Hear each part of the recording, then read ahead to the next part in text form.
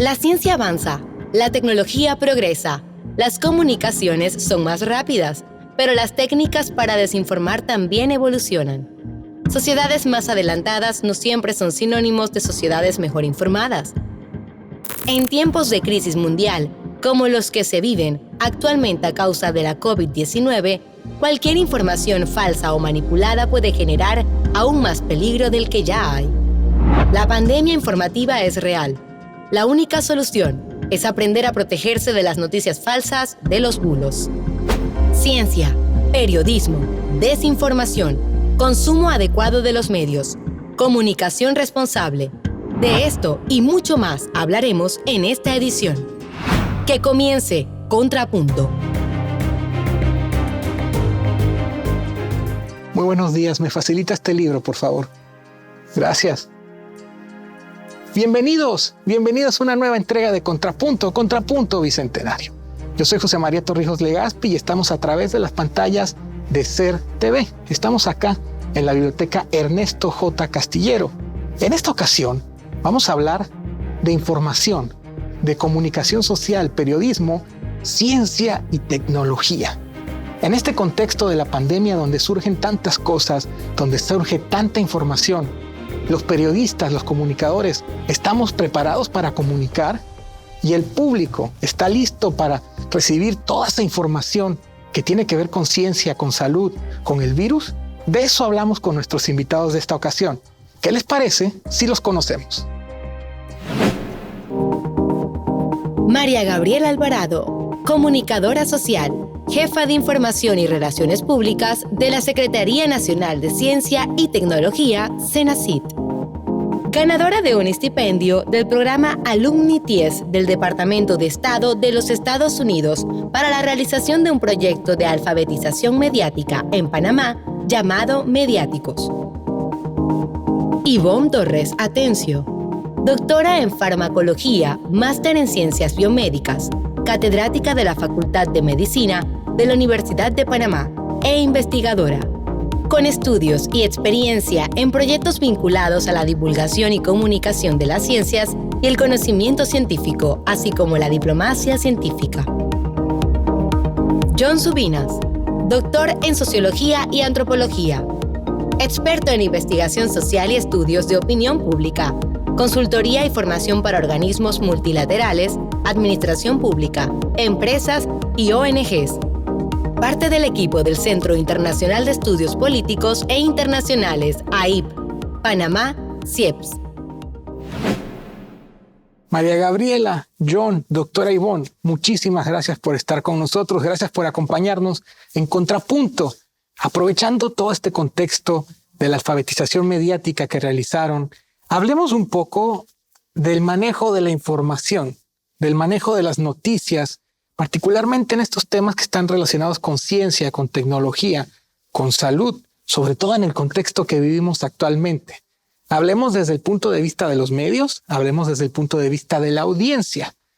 Creo que lo primero y lo más importante aquí en este momento, María Gabriela, es que nos expliques exactamente qué es Mediáticos y de qué se trata su trabajo. Así que vamos a comenzar contigo para que nos cuentes qué es Mediáticos. Con mucho gusto, muchas gracias por el espacio. Me encanta poder conversar con ustedes sobre este tema. Mediáticos es un proyecto de alfabetización mediática que ha nacido gracias a un estipendio del Departamento de Estado de los Estados Unidos.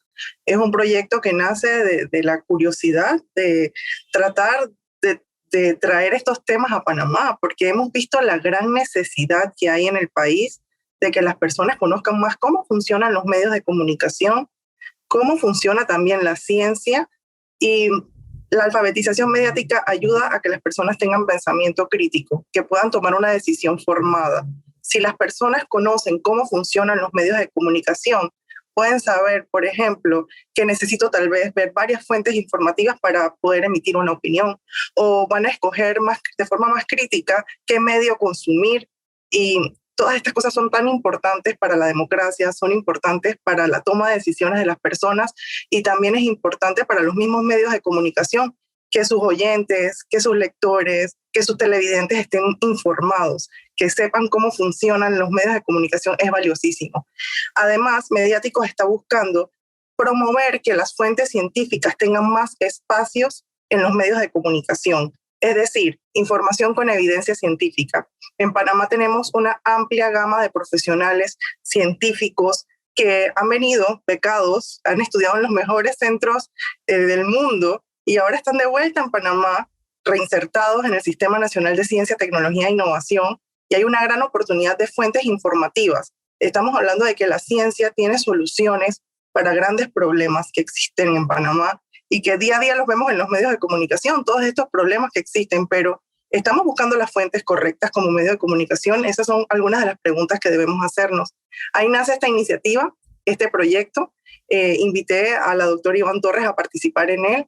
Ella se ha sumado al proyecto con muchas ganas. Ella le gusta este tema de información, es científica panameña. También involucré a CIEPS, que es el Centro Internacional de Estudios Políticos y Sociales, que está John Subinas hoy con nosotros, para hacer el primer estudio de alfabetización mediática en Panamá. ¿Qué quiere decir esto? Que queríamos preguntar a las personas cómo consumen medios, cómo se informan, en quién confían para tomar una decisión. También cómo se han informado durante la COVID-19, porque yo creo que todos hemos vivido desde los comunicadores sociales, yo soy comunicadora social, y también la población, la cantidad de información falsa que hemos recibido. Y tú preguntabas esto de la desinformación, ¿qué es? Pues en Panamá decimos desinformación en general, pero existen diferentes formas de desinformar. Hay desinformaciones que vienen manipuladas y son para hacer daño, o sea, que vienen de grupos organizados que infiltran una información y que uno le llega a través de diferentes medios y que es información falsa, manipulada, que está llegando a la población y que la gente la está compartiendo. Eso es una realidad. Pero también existen otras informaciones que son falsas, pero que la gente las comparte sin mala intención. Es decir, esa información que te llegó de tu tía, de tu abuelita, de un familiar, un amigo, que pensó que te estaba haciendo un bien compartiéndote esta información y la realidad es que te está compartiendo una información falsa. Así que hay diferentes tipos y reconocerlo también es parte de la alfabetización mediática, que creo que hay un ejercicio importante que debemos hacer en Panamá en esta materia. John, entendemos que este proceso de mediáticos no solamente es la parte de la alfabetización, también se está haciendo un estudio para conocer cómo se maneja la información, cómo se consumen los medios en Panamá. Tú que has estado viendo estas cifras, tú que has estado viendo estas estadísticas, sacando estos resultados, ¿qué nos puedes decir?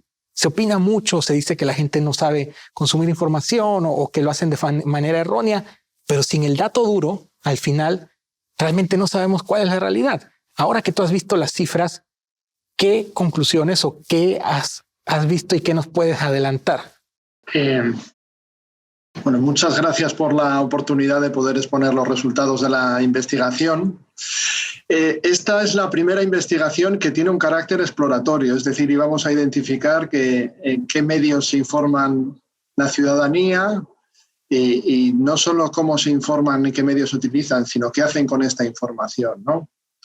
Y entonces aquí nos hemos encontrado con diferentes paradojas, las cuales pues, son muy llamativas y estamos intentando desentrañarlas, ¿no? Una de las paradojas importantes es efectivamente el crecimiento exponencial de las redes sociales y lo que se denomina como mensajería privada, grupos de WhatsApp, de Telegram y Signal, ¿no? Y esos medios, por ejemplo, en la crisis del COVID, en la crisis del coronavirus, se han situado como unos medios preferentes para recibir información sobre el virus. Pero paradójicamente, los propios usuarios de estos medios nos manifiestan que desconfían mucho de ellos. Y te voy a dar un dato así, a grosso modo, pues entre el 80% de los encuestados se informaban del COVID por medio de redes sociales, pero en torno a solo un 20% confía de la información que viene de estos medios. También en mensajería privada, grupos de WhatsApp, en torno a un 70% se ha estado informando del COVID por este medio, por mensajes de WhatsApp. Pero solo un 13% confía en esta información. Entonces, estamos en este momento de paradoja de la información, paradoja de la comunicación, que introduce mucha complejidad a este campo de estudio, porque si Históricamente entendemos la teoría de acción racional, que yo confío en una información para actuar en un contexto complejo. Pero imagínate que en un contexto complejo utilizo una información que desconfío de ella. ¿Cómo voy a utilizar esta información? Eso es una pregunta importante porque posiblemente la gente está eligiendo entre información que no confía para tomar decisiones importantes. Entonces, digamos que esto es uno de los resultados que nos ha llamado poderosamente la atención. También nos ha llamado poderosamente la atención otro dato, que es también, nosotros esperábamos, por ejemplo, que los jóvenes, que son el 90% de los jóvenes se informan del COVID por medio de redes sociales. Pues esperábamos que qué iba a hacer con esa información los jóvenes, pues divulgarla. Pues no, nos hemos encontrado que no son los jóvenes los que más divulgan información sobre el COVID, sino son las personas de 30 o más años. Eso también nos pasa con los grupos de menores recursos económicos y menos recursos educativos. Pues son estas personas, posiblemente todos nos llegaríamos a la conclusión que son las más vulnerables a las fake news y a la manipulación. Por lo tanto, lógicamente tendrían que ser los que más divulgan este tipo de información. Pues no, de nuevo, son las personas con niveles universitarios y niveles adquisitivos mayores las que están divulgando información. Con esta información, con estos estudios, ya van saliendo los datos como los que nos menciona John y se va conociendo la realidad de verdad. Doctora Ivonne, ¿cómo podemos hacer, tomando en cuenta esto que se va descubriendo, cómo podemos hacer que las herramientas que son mal utilizadas se puedan utilizar bien en beneficio de la información y de la gente? Hola, gracias por la oportunidad. Desde el punto de vista científico se ha ido identificando que en esto que llamamos infodemia y demás, es creada por ese nivel de ansiedad y sobre todo por la incertidumbre ante esta pandemia. Esto ha llevado a diferentes estudios, tanto sociales como de salud pública, porque realmente está generando un problema de salud pública. Y el daño que también a la larga se hace cuando se genera algún tipo de noticia falsa y se propaga mucho más rápida que la velocidad con la que se propaga un virus en términos reales, da mucho que pensar porque las consecuencias algunas veces, o las consecuencias muchas de las veces, tienden a abandonar tratamientos, ser resistentes a ciertas medidas sanitarias o desobediencia civil, por llamarlo de esta manera. Entonces, se han ido elaborando ciertas medidas, sobre todo las personas que tienen que ver con información o evaluación de información, para poder detectar, sobre todo, si la noticia es cierta o no y evitar divulgarla. Igualmente, en Panamá hubo esta campaña importante sobre evitar la divulgación de noticias falsas.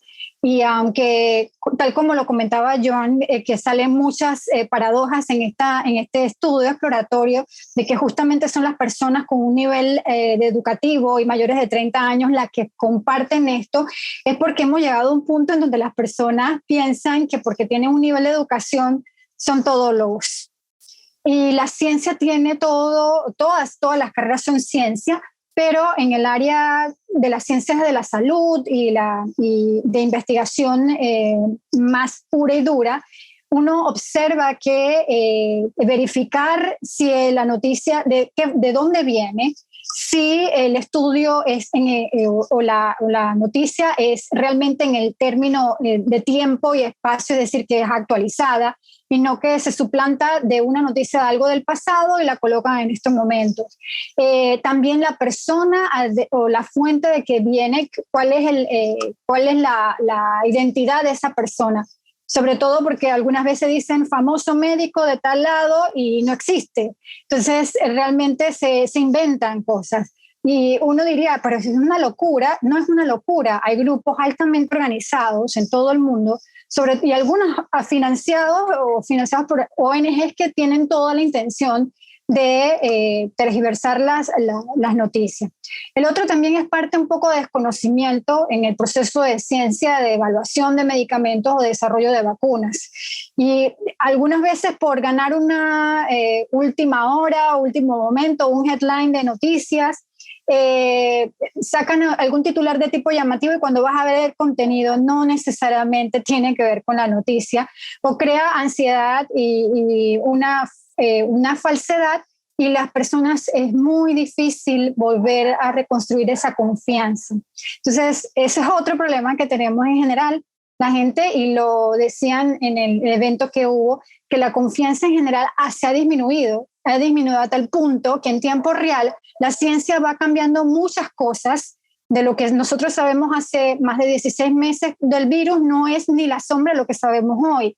Y justamente por esos cambios en tiempo real que la gente dice, pero es que ni la ciencia se pone de acuerdo, también los científicos nos hemos visto perjudicados en algunos casos, hasta disminuyendo la credibilidad o siendo atacados por estos mismos grupos. Entonces, hay herramientas, sí que las compartimos en el seminario, igualmente si habrán otras oportunidades, y es lo que espera, y comentará después María Gabriela, de seguir en esta docencia, sobre todo a los comunicadores sociales, que es realmente el punto de quiebre y enlace para crear este puente entre los científicos y la población.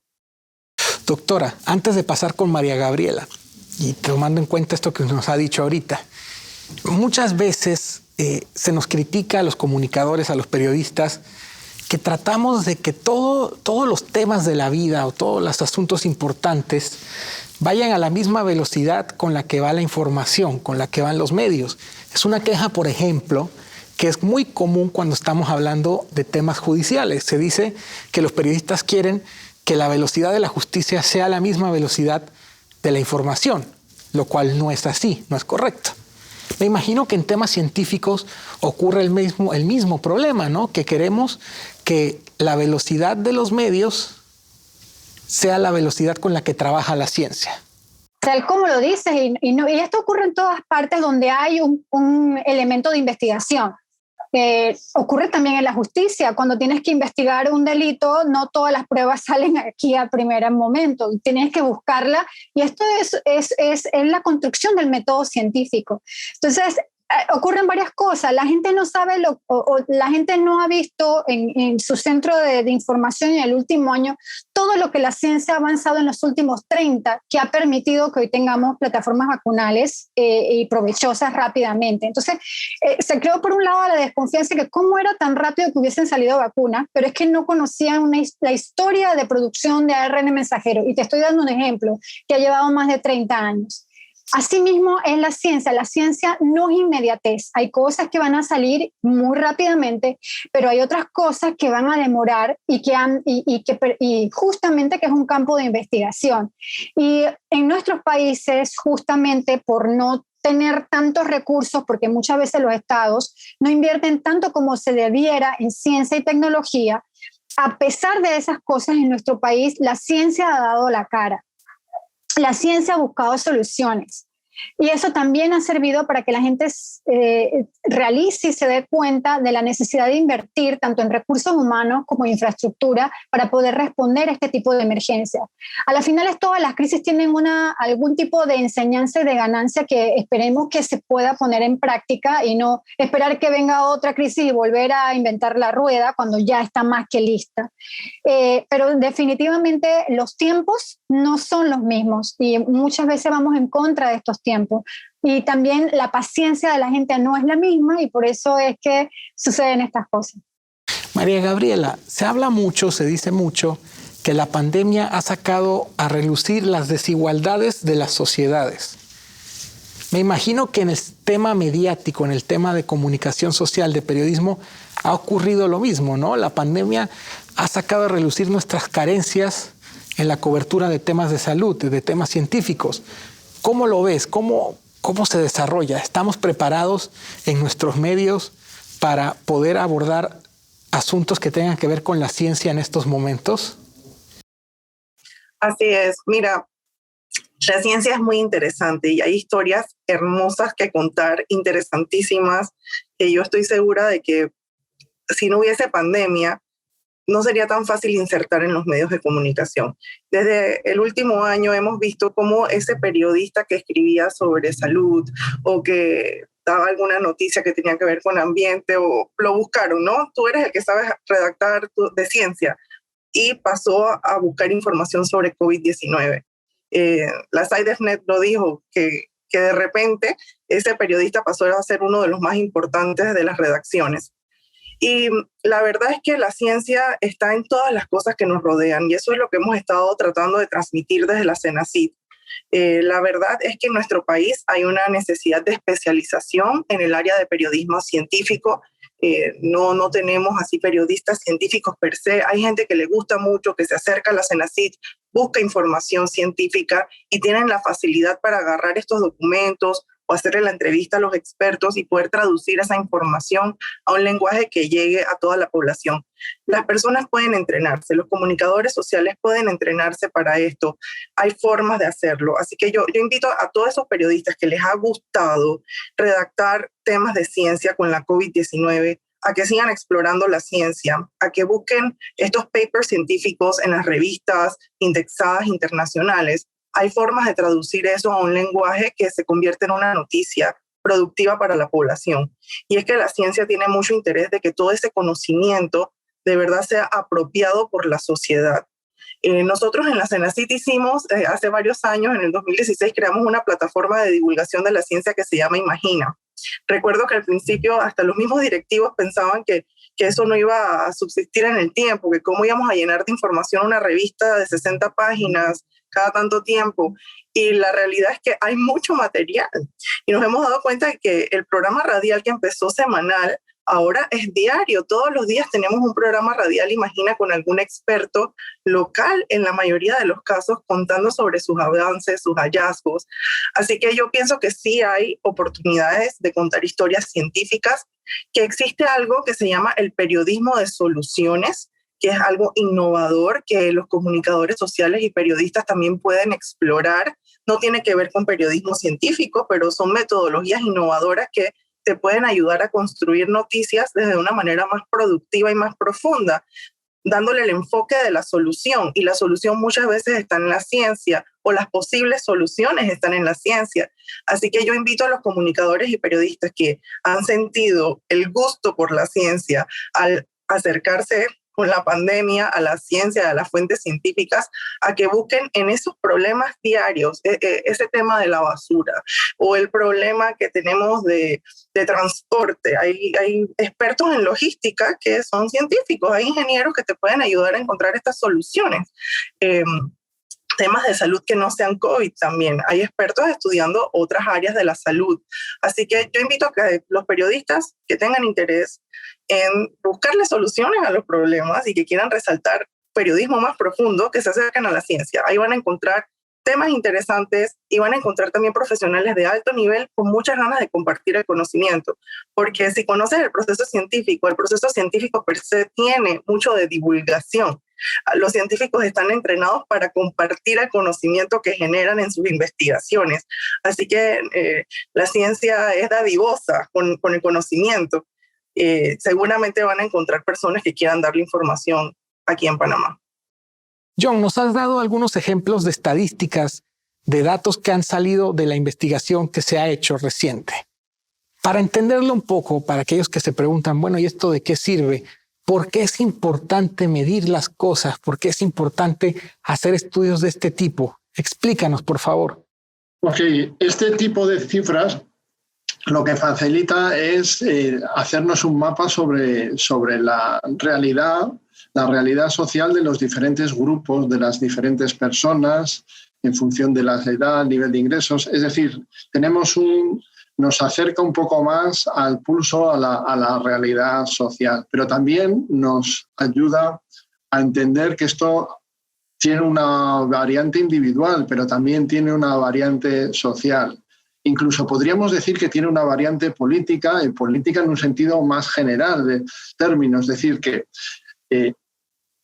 además de la alfabetización, tenemos que pensar que no solo son individuos los que están interviniendo, sino también son grandes grupos, intereses privados y públicos han actuado de forma irresponsable, distribuyendo información que no era veraz y ellos lo sabían, ¿no?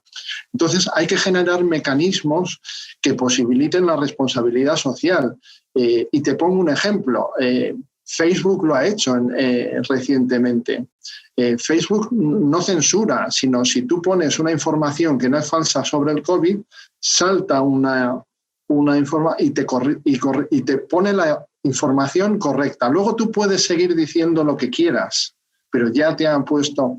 Es decir, tenemos que ser conscientes que tenemos que ser responsables de la información. Pero eso responsabilidad no es solo de los individuos, también son una responsabilidad de las corporaciones, de los estados, de las grandes empresas. Y hay que articular mecanismos, no solo los individuos mejorar en nuestras fuentes, sino también esos actores tan importantes que tienen tanta influencia. Hay que solicitar y pedir eso que es, yo creo que también tiene que ver con más democracia, ¿no? Más transparencia y que nos hagamos responsables de la comunicación que transmitimos, porque esa comunicación tiene efectos y consecuencias, ¿no? Entonces hay que hacerse cargo de esos efectos y esas consecuencias. Entonces hay que buscar ese tipo de... Yo creo que Facebook ha tenido un gran acierto en hacer esto, pero hay que pensar fórmulas que sean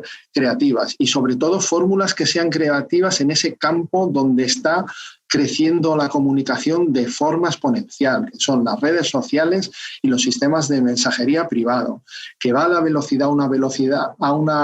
un ritmo impresionante, mucho más rápido que a los medios tradicionales, periódico, prensa, escrita, etcétera, etcétera. Entonces tenemos que buscar mecanismos volcados también en esos medios digitales que tienen una lógica de funcionamiento muy diferente del resto de medios, ¿no? Y hacernos cargo de qué está pasando ahí y cómo intervenir. Y ya tenemos buenas prácticas, pues vamos a seguir teniendo que desarrollar y pensar en iniciativas en esa línea.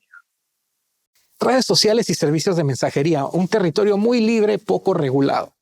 Pero en particular los servicios de mensajería como WhatsApp, como Telegram, son un área aún muy silvestre, por decirlo de alguna forma.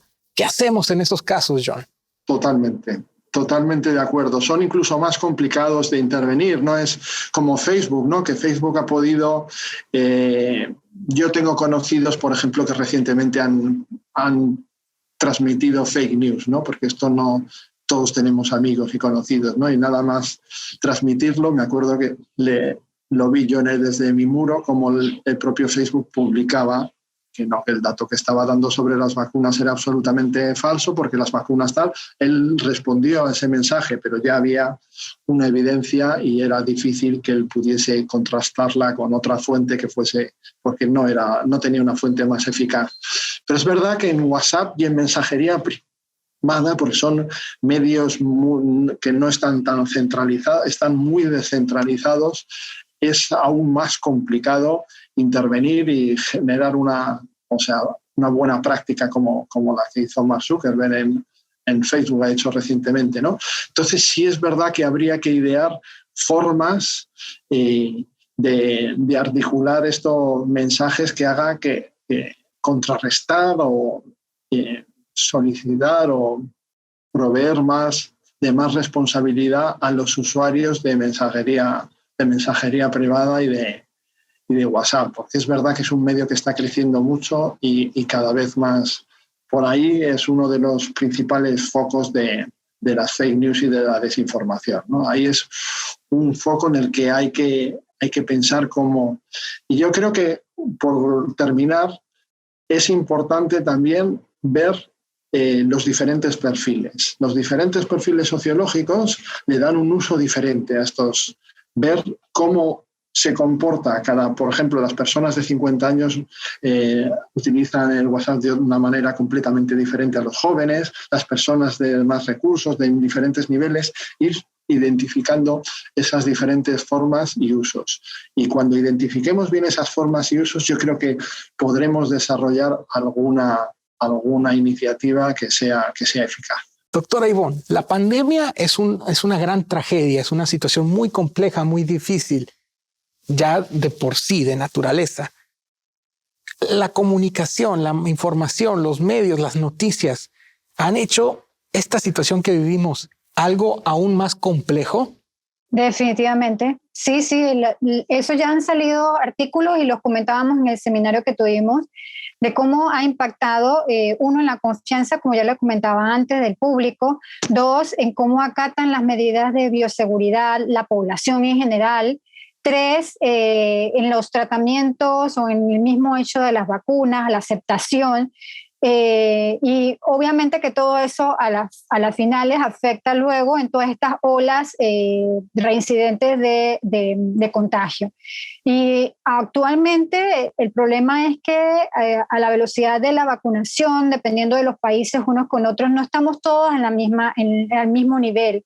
Y vamos a tener apariciones de nuevas cepas y de nuevas variantes, perdón, que obviamente van a producir nuevos contagios, incluso personas que están completamente vacunados.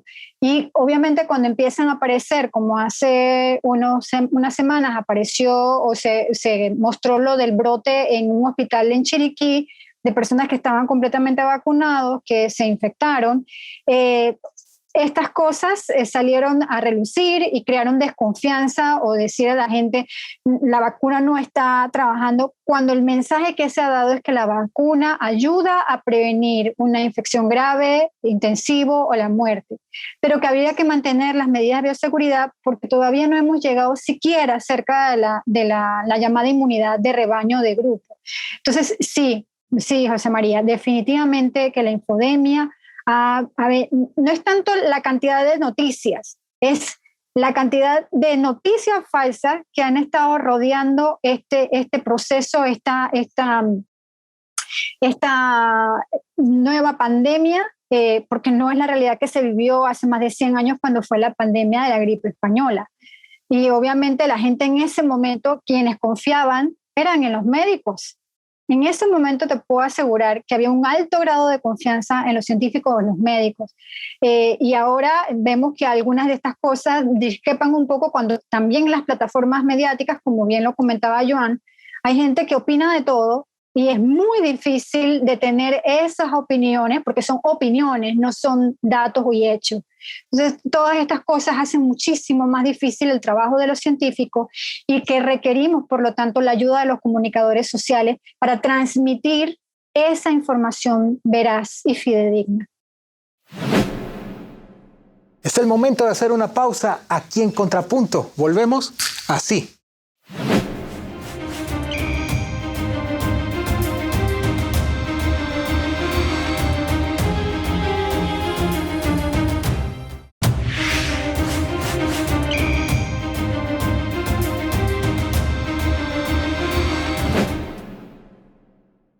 Estamos de regreso en Contrapunto. Vamos a ver la segunda parte de la conversación. Adelante. Durante la conversación hemos sacado a relucir, muchas veces ha salido a relucir varias veces el concepto democracia. Se ha hablado de democracia. Ahora yo voy a mencionar otro concepto que quizás no se ha mencionado a lo largo de la charla: libertad de expresión. ¿Qué pasa con la libertad de expresión? Hablan de regular cuando se desinforma en redes sociales, cuando se malinforma, pero hay quienes sienten que ese tipo de actividades o ese tipo de regulación es una cortapisa, es una violación a sus propios derechos, a los derechos de expresarse. ¿Qué hacemos en ese sentido? Bueno, yo pienso que la libertad de expresión es algo importantísimo. Todos tenemos derecho a emitir nuestras opiniones. Obviamente las redes sociales se han convertido en estos espacios donde los ciudadanos estamos generando contenido. Por eso este proyecto se llama Mediáticos, porque todos somos mediáticos. Ya no es solamente responsabilidad de los medios de comunicación, sino también de toda la población que está generando información y contenidos en sus redes sociales. Pero yo pienso que hay un límite, es cuando empiezas a afectar la salud, por ejemplo, de otras personas, del bienestar de la sociedad, cuando estás causando un caos. Ahí tu libertad está causándole mal a otros. Entonces creo que ahí puede ser el límite, ¿no? Obviamente son líneas muy delgadas y muy finas que quien le pone el alto, ¿no?, a ese momento. Pero si las plataformas de redes sociales han visto la necesidad de poner esto como un servicio social, es importante porque estás afectando la salud de las personas. La doctora Ivonne Torres presentó en el evento que tuvimos recientemente algunos ejemplos muy puntuales de cómo la desinformación puede afectar la salud. Ojalá más adelante nos pueda contar un poquito. Pero a mí me parece que hablabas de democracia. El conocimiento de cómo funcionan los medios fortalece la democracia, como se los mencioné anteriormente, y también ayuda a que las personas tomen decisiones con evidencia. Entonces, yo creo que es importante que empecemos a analizar desde qué edad le estamos contando a nuestros hijos, por ejemplo, cómo funcionan los medios de comunicación, porque la forma en la que mis hijos se están relacionando con los medios de comunicación es diferente a la que yo tenía cuando tenía su edad, y cómo ellos están accediendo libremente a contenidos que tal vez son falsos. Entonces, la alfabetización mediática debe empezar desde muy pequeños para que los niños sepan que hay información manipulada, hay cosas falsas en las redes sociales, y esto no es solamente para los niños. Yo creo que en todas las edades, toda la ciudadanía necesita estar más informada de cómo funcionan los medios para que no sean víctimas de la desinformación y tampoco se conviertan ellos en desinformadores, en compartir información que es falsa. Así que para mí ha sido muy importante hacer este estudio exploratorio en Panamá, porque sabemos ahora qué piensa la gente, qué medios consumen, y podemos desde mediáticos tomar algunas medidas o crear capacitaciones más estratégicas al notar las deficiencias que existen en el país en estos temas. Y ya nos dimos cuenta de que hay una desconfianza enorme. Entonces, yo pienso que los medios de comunicación deben tomar esta información de este estudio que es público y lo estamos difundiendo con mucho gusto para que mejoremos los medios de comunicación. Los científicos también divulguen más lo que hacen. Eso es importante también, que también vean sus destrezas de comunicación y evalúen si están comunicando de una forma eficiente para transmitirle a la población las informaciones científicas. Pero yo creo que hay una responsabilidad muy grande de los periodistas, que muchas veces nos vamos con sacar la información primero. Y tal vez ya no es tanto sacar la información primero, sino sacarla de forma veraz y que la gente confíe en lo que tu medio está transmitiendo. John, te escuchamos. Sí, una puntualización muy rápida. Estoy de acuerdo con lo de la libertad de expresión y estoy de acuerdo que hay un delgado equilibrio con la iniciativa privada, ¿no? Pero nosotros, esta iniciativa y el enfoque que estamos planteando no supone ningún recorte a la iniciativa privada, sino lo que estamos planteando es que la libertad de expresión, pero incluso yéndonos a los primeros teóricos que definieron estas cuestiones, la libertad de expresión, si no está acompañada de responsabilidad, no genera libertad. Es decir, y lo que nosotros nos encontramos en este tipo es una serie de expresiones que en ocasiones son expresiones puramente narcisistas o expresiones que están acompañadas de intereses absolutamente espurios que no se hacen responsables de los efectos que tiene el transmitir un determinado mensaje. Entonces la idea nunca es coartar, sino ver los mecanismos que generen responsabilidad social, porque estamos con unos instrumentos que van muy rápido y no hemos sabido construir este tipo de responsabilidad social. Por ejemplo, cuando hicimos las carreteras para que fueran los carros, pues hubo la educación vial, ¿no? Tú tienes que ir a una autoescuela y aprender unas reglas para no tener... Nosotros hemos entrado en unos medios con una información súper relevante y no tenemos estas claves de responsabilidad social. La sociedad no ha tenido aún tiempo de crearlas, ¿no? Pues es esto lo que hablamos. Yo creo que la responsabilidad social es una parte sustancial de la libertad y la democracia. Lo único que quería apuntillar. Desde el punto de vista sociológico, John, háblanos un poco de la desconfianza. Desde el punto de vista sociológico, ¿qué pasa cuando la desconfianza se vuelve masiva y hacia todo? ¿Cómo afecta esto? Eso es una situación compleja porque nos puede llevar al dilema del prisionero, que es un dilema de la teoría de juegos, que es que nos dedicamos, cuando no sabemos cómo actuar o hay este nivel de incertidumbre, elegimos uno que es de forma azarosa un tipo de comportamiento y todos los acabamos repitiendo, ¿no? Es esas situaciones donde hay mucha incertidumbre y no sabemos en dónde confiar. Esa es una situación que creo que se ha dado en las redes sociales y en estas circunstancias. Es decir, comportamientos de forma que se repetían, porque en un contexto de absoluta desconfianza repetimos algo que nos parece llamativo, que nos creemos que hay algo, lo repetimos, aunque somos conscientes de que no está ahí toda la verdad, ¿no?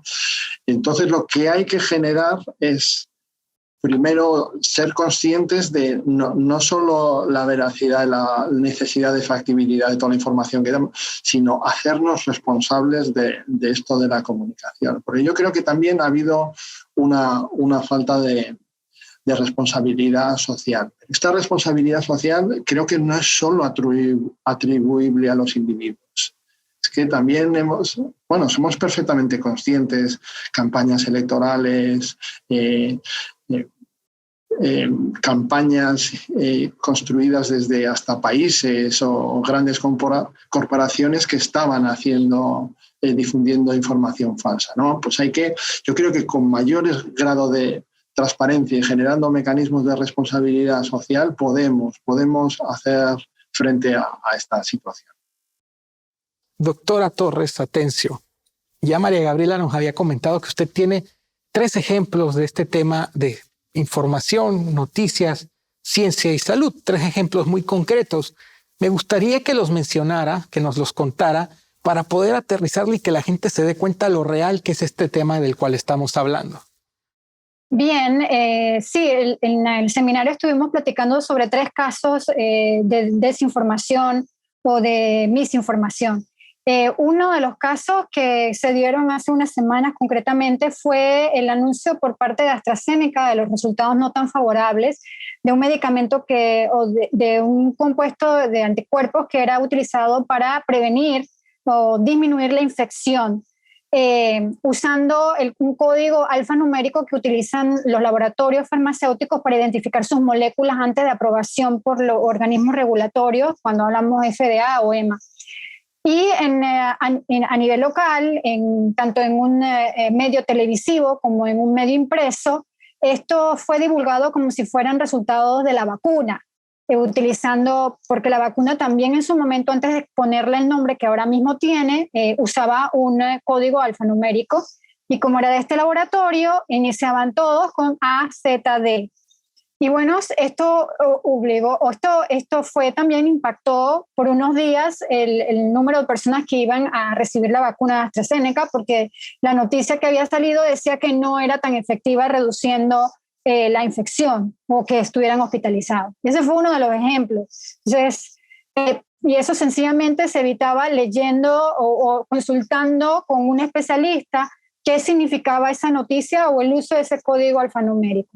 Otra de las noticias que fue también muy divulgada era sobre que las vacunas eran diabólicas. Y eso, obviamente, con todo y que sabemos que en nuestro país hay un 80% de población que profesa algún tipo de religión, y eventualmente la gente, pues, por medio de esto, pues se dan muchísimas manipulaciones.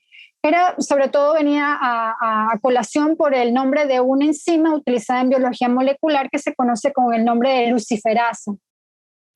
Y esta enzima decía que la contenían algunas vacunas, cosa que no es cierto. Esta enzima se utiliza en procesos de identificación de la presencia o no del anticuerpo, el antígeno que utilizan estas vacunas, pero en ningún momento que la vacuna la contenía. Pero como tenía el nombre de Lucifer, en medio de todo esto la gente decía, pues es diabólica. Y una más reciente que fue noticia y que estuvo también en los diarios y en las televisoras fue el cuestión del magnetismo que supuestamente producen las vacunas a las personas que lo han recibido. Uno, o porque tienen metales pesados, u otro porque le estaban el chip, el famoso chip de 5G. Y resulta que ha sido hasta tal grado que en Ohio, justamente el Congreso de Ohio estaba discutiendo una ley que estaban tratando de pasar los antivacunas para disminuir ya el problema que hay en el sur de Estados Unidos, no de acceso, sino de que la gente quiera vacunarse. Y una enfermera trató por todos los medios de pegarse una llave en el cuello, cosa que no consiguió. Pero a nivel local, nosotros observábamos algunos videos que se compartían en redes sociales, sea Instagram o en WhatsApp, en donde médicos, entre comillas, que ya tienen una historia durante todo este año de cosas como ciertos tratamientos y inmunobombas y otras hierbas aromáticas, pues le pegaban una moneda de 10 centavos a la persona que había sido recientemente vacunada. Bueno, a las finales esto fue tema para un artículo en un periódico local, y la periodista se acercó justamente, y María Gabriela es testigo, a un científico que maneja términos de física, y se acercó también a mí para comentar si hay o no el contenido de las vacunas, qué es lo que contienen, y que no es, en estas al menos de COVID no tienen metales pesados ni livianos, las sales de aluminio que llaman, que se usan en otras plataformas vacunales, pero como coadyuvantes. Y bueno, fue ese dinamismo, lo vas viendo, son casos realmente que impactan, sobre todo para un tratamiento, pero como el uso asertivo de fuentes confiables permite que una noticia falsa pueda ser desbancada por el uso adecuado de las herramientas a nivel periodístico. Entonces, creo que esas cosas fueron muy ilustrativas y que a la gente en su momento les gustó y les llamó la atención de cómo puedes cambiar el paradigma usando las herramientas adecuadas. Formación, María Gabriela, un tema importantísimo. Vamos a hablar directamente de la universidad cuando ya uno escoge su carrera. Si no estoy mal, cuando uno va a estudiar comunicación social o periodismo, te encuentras materias relacionadas con ciencias políticas, con economía. Sin embargo, no recuerdo que haya materias que estén vinculadas con la cobertura periodística de temas relacionados a ciencia, a tecnología, a salud. Y creo que esto es algo muy importante, ¿no? Que se debería tomar en cuenta para la formación de futuros comunicadores. Sí, yo creo que hace falta mejorar el nivel de especialización del periodista científico. Como te comentaba, hay que entrenarse para entender la ciencia. Entonces, es importante que las universidades locales vean esto como una necesidad. O sea, la pandemia lo ha demostrado. Necesitamos comunicadores sociales que puedan comprender la información científica y que puedan traducirla a la población. Ya no es un lujo para un diario o para una televisión tener a alguien que de verdad pueda sentarse con un experto y entender la información que está recibiendo. Así que me parece que es responsable que las universidades locales se acerquen a programas que existen internacionalmente en universidades muy prestigiosas, para que estos contenidos ya existen, para ver si se pueden generar algunas alianzas.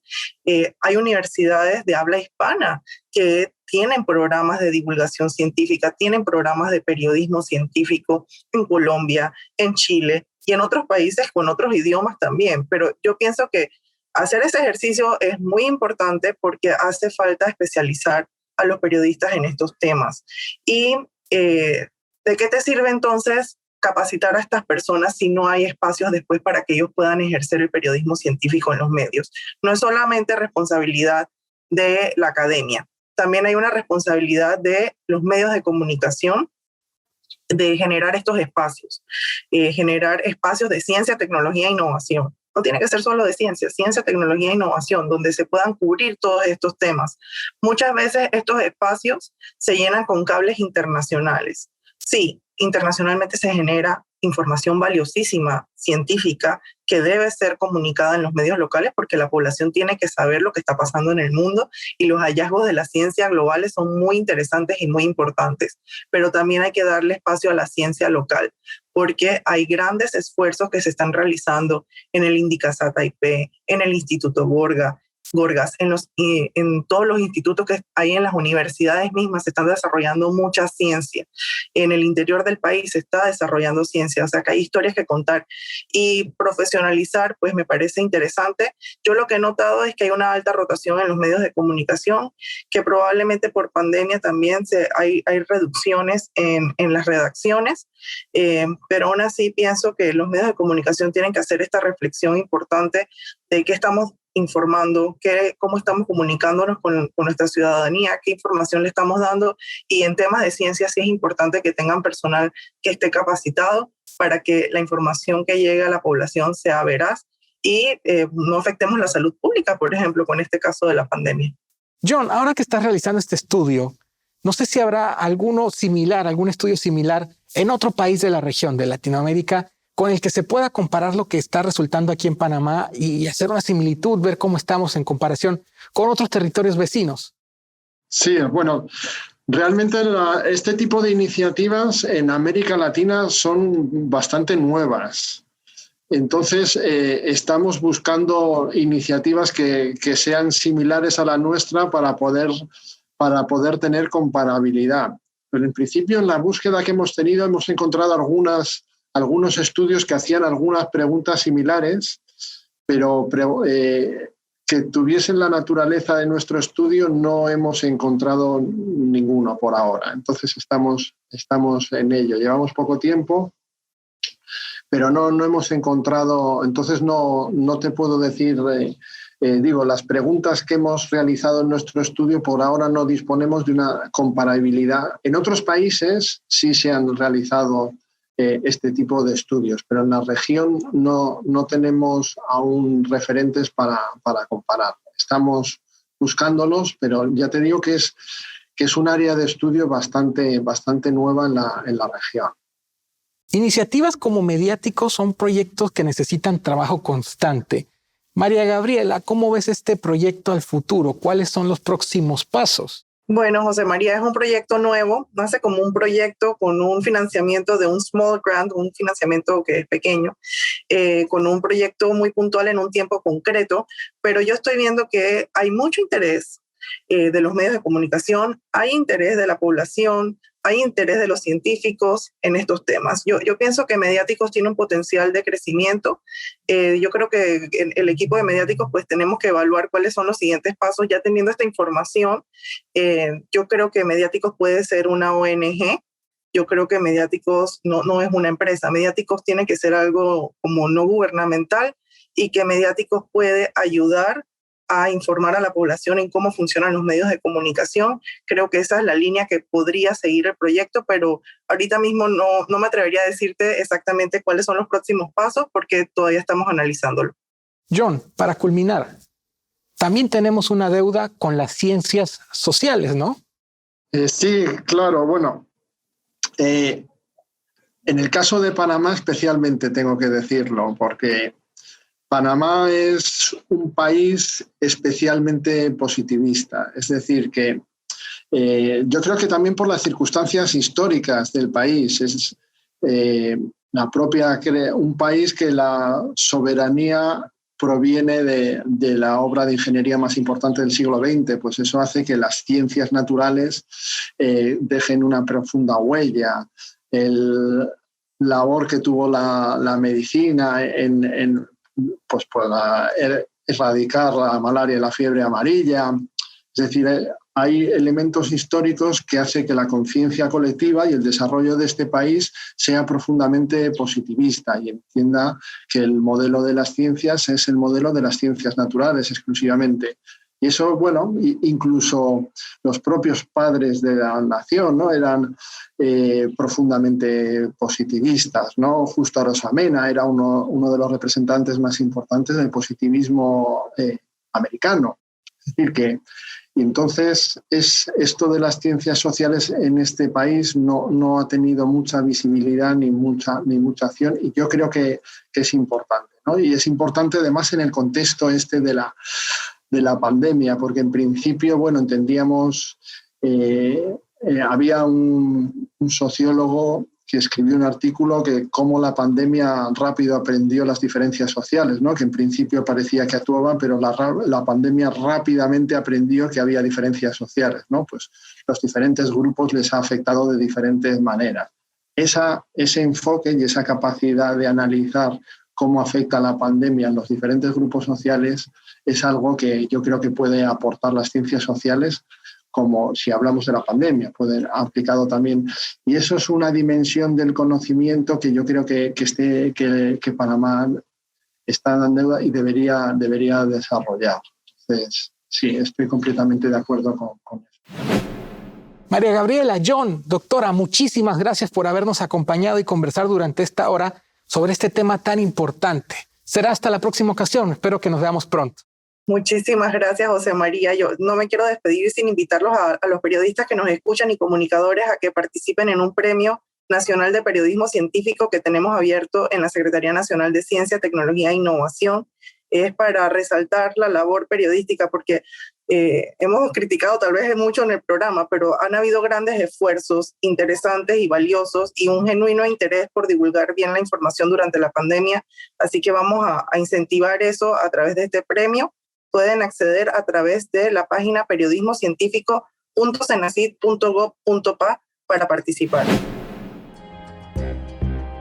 Esa fue la entrevista que sostuve, la conversación que mantuve con John Subinas, la doctora Ivonne Torres Atencio y María Gabriela Alvarado, hablando de estos temas de información, ciencia, tecnología, la preparación que se necesita para dar noticias de estos temas. Espero que la hayan disfrutado como lo disfrutamos nosotros, pero se acabó el tiempo y nos tenemos que ir. Será hasta la próxima ocasión. Yo soy José María Torrijos Legaspi, estamos a través de las pantallas de SER TV y esto es Contrapunto.